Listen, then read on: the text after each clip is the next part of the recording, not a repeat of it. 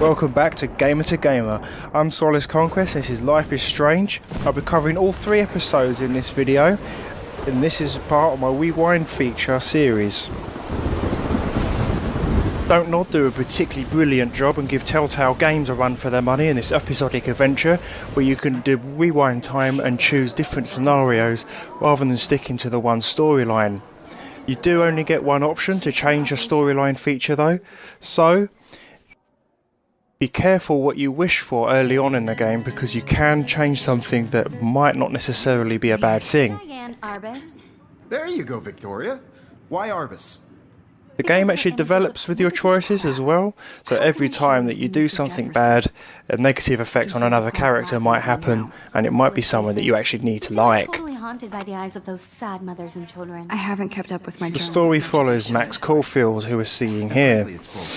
She's a young photography student who is followed by her favourite idol back to her hometown to learn from him. Since you've captured our interest and clearly want to join Following an altercation in the girls' bathroom, she discovers she can rewind time.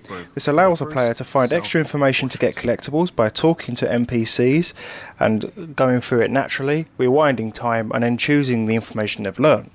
It also gets you extra information to progress through the story. You either know this or not, Max. It can also rewind time so you can get... You're sweating pinballs. Is that all you're thinking about?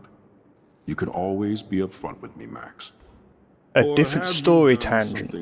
So this is a good example of this. So this is where the first time it appears and you'll get like a screen like this and you get 2 options. You could either do one which is negative and do one which is positive, but be careful because sometimes they are both negative and it can trick you into having a minor negative response and a major negative response which will kind of destroy Max's progress. The story itself follows her relationship with her old best friend Chloe and their quest to find her friend Rachel Amber. Rachel Amber's disappeared prior to the story's beginning, around 1830.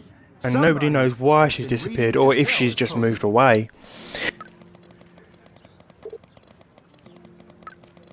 This is the way that players communicate outside.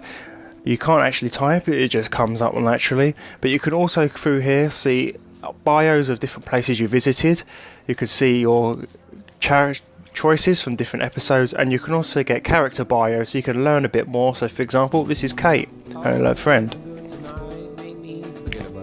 Episode 2 is all about discovering the limits of your power, but also your relationship with 2 friends in Kate and Chloe, balancing between them and the relationships that you build. It also features heavily on Chloe's step-douche and her relationship with Chloe, be it all abusive or nicey-nicey, and Kate here, who we're talking to at the moment, because he is kind of following her around and trying to figure out, because he is a paranoid security guard. We also get to play little mini games like this one here with Chloe, where we decide how to use our power effectively and how to have a bit of fun with it. And the puzzles in this game are a little bit more easier in this episode than the first one. The first one kind of takes you a while to get used to the idea.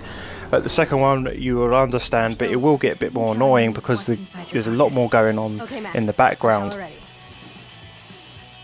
I'm pretty sure you have cigarettes. It's my karma. You did the right thing. You moved forward with your life. I did after William passed on. Chloe chose to stay angry. Anyway, I hope we see more of you. Chloe needs an old friend again. Joyce, I am so sorry about William. I have great memories of him. I'm glad, Max. That was his gift to us. Wonderful memories. This is a part that gets quite interesting as well. The storyline between her real dad and the main storyline that changes later on. Now, episode 3 develops this a little bit more. You get a little bit more plenty of choices in dialogue. The puzzles are a little bit more fun, a little less challenging, but at the same time, you're a lot more happy to be doing them. Believe it or not, I know a little about lockpicking, thanks to Frank. I might as well test It out also my introduces you to new characters and a little bit more in depth of the characters that you met in episode 2. So she just mentioned Frank there, which is a guy who looks like a drug dealer, and he kind of is in a way. But you get to learn a little bit more about him in episode 3, and he becomes a little bit more interesting. You also get a bit more moral choices rather than just dialogue choices. So this one is about stealing from a charity. But it's $5,000, which is exactly what Chloe needs to pay back the drug dealer. So do you steal it or do you keep it? It's up to you as a player. You can either pay off your debt or you can do the moral thing and say no. Warren is nice. Nice? Ouch. That means friend zone. No, he's really cool. It was so sweet when he stood up to Nathan. Both episode 2 and episode 3 have an irreversible decision at the end. Episode 2's, I won't spoil it, but there's 2 outcomes, and both outcomes affect episode 3 in slightly different ways. Episode 3 becomes darker in one sense, or it become quite light and happy in the other, but still a little bit dark. Example. I dare you to kiss me. I double dare you. Kiss me now. Also in this episode we discover a new power. This new power is the ability to travel back in time and maybe play about with the constraints of time. I won't tell you how that ends up, I'll let you play the game. But that is the best thing that the series has come up with so far, and it's a lot more interesting, engaging, and you're not sure whether you're doing the right thing the whole way through the episode. So nosy, mother.